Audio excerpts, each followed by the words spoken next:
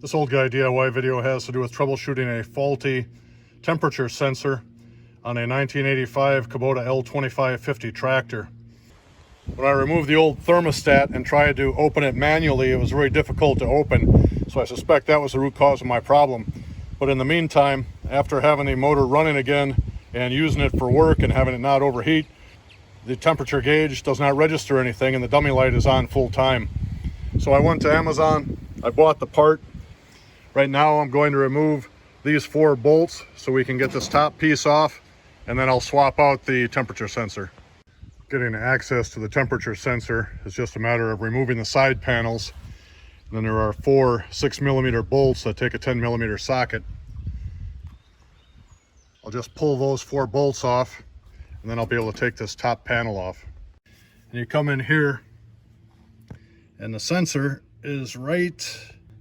You might be able to see the top spade terminal down there, and that's where the sensor sits.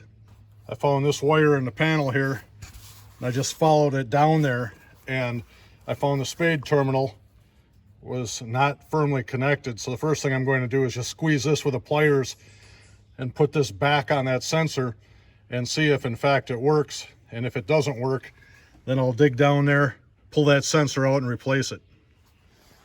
As I was working to reinstall this thing, the little spade terminal broke off. So I'm hoping this is the root cause of my problem. I'll go get another spade terminal and continue on. I have large hands and dexterity is not my strong suit. So I just made this little pigtail. I'm going to attach that to that spade terminal down there. That'll allow me to do my wiring up here on top, so at least I can test this thing before I have to pull it out. It took me about 15 minutes to get that female spade terminal on top of that piece that came out of the temperature sensor. So I spliced my wires here. So I'm using the super duper needle nose from Harbor Freight. I'll just reach right down there and grab it. So now I'll get the tools off the engine and start it and see if we still have that dummy light. The dummy light is still on, so my troubleshooting will continue. Now, to give you an understanding of where that sensor is located, I'm on the right-hand side of the tractor, coming in. And if you follow this red wire down, that's the jumper I put in for some testing earlier.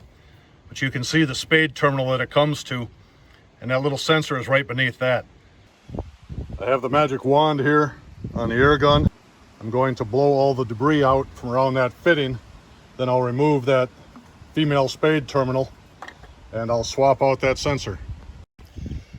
I call those little adapters wobblers, but by putting that little adapter knuckle on the end of the extension, I was able to get that 12mm socket over the sensor. This is what my hardware for sensor removal looks like. You can see the old sensor there. Here we have a picture of the old sensor next to the new. I'll take this little rubber skirt off of this one, put it on the new one just for the heck of it, and now I'll insert the new sensor in the same spot the other one came from, just reversing the process I just used. Here's the new sensor with the little rubber skirt on it, ready for install. I've been struggling to reinstall this thing, so I packed a bunch of paper towel into this socket so the sensor won't go in any further. Then I put this little extension on there, hoping I can get this thing lined up, and I'll start it threaded in by hand. And if I'm successful there, I'll pull that little extension off and put that wobbler back on, and then tighten it up with the ratchet. With the engine lift hook in there, this socket is too tall to make happen what I need to make happen. So I'm going to take the Milwaukee grinder and I'm going to cut about ½ an inch off the bottom of it and see if this will work. When I use a standard socket, it's too short, and this deep socket is too long. So one 12mm socket is going to be sacrificed in the name of the team. I was prepared to sacrifice a 12mm socket, and given a choice, I was going to burn a Stanley socket rather than a Craftsman. What I found is that the Stanley 1/4 inch drive 12mm socket is already shorter than the 3/8 inch drive Craftsman. So I'm going to try this one right now with no modification.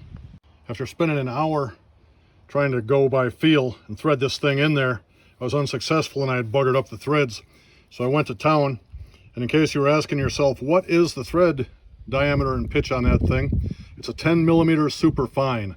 So it's 10mm by 1. And I got the nut, I threaded it on there, so now the threads are cleaned up, And since this thing is brass and the head is a harder material, I'm hoping that when I go to install this thing right now, it'll go in easily.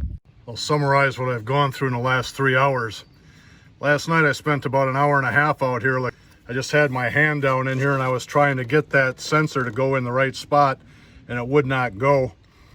Initially the problem was that this metal hook got in the way of the socket, so things weren't lined up straight. And when I was taking that brass sensor and trying to screw it down in there, all I did is bugger up the brass and also deform the first thread in the block. So I ended up taking a crescent wrench, grabbing the ear of this thing and pulling it towards the right side of the tractor, and then I was able to get enough clearance so I could put a socket in there. But by that time I had everything buggered up enough that I could not get engagement.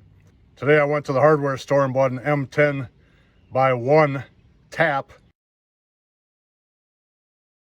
It took me about 15 minutes of feeling around in there to try to get that first thread to grab, but now I've threaded it down enough that I'm ready to remove it and install the sensor. But the moral of the story is, if you're going to do this job, grab a hold of this ear and bend it out of the way first, because otherwise, as the sockets are coming in there, it angles the sensor over towards the left side of the tractor and things won't engage. I'm ready to install the sensor. I ended up buying an M10 extra fine thread nut to chase on here just to clean up the brass, and I just took the tap out of the head. So now I'll install this and I think I'll be ready to close it up. It was not a fun or efficient process, but you can see the new sensor is now in place. Well, the two other things I did to make room to work down here are took this little gas return line off and I unplugged this fitting, so that way I could reach in there and have access to that sensor. Now that the sensor is in, I'll fire it up and see if we still get that dummy light.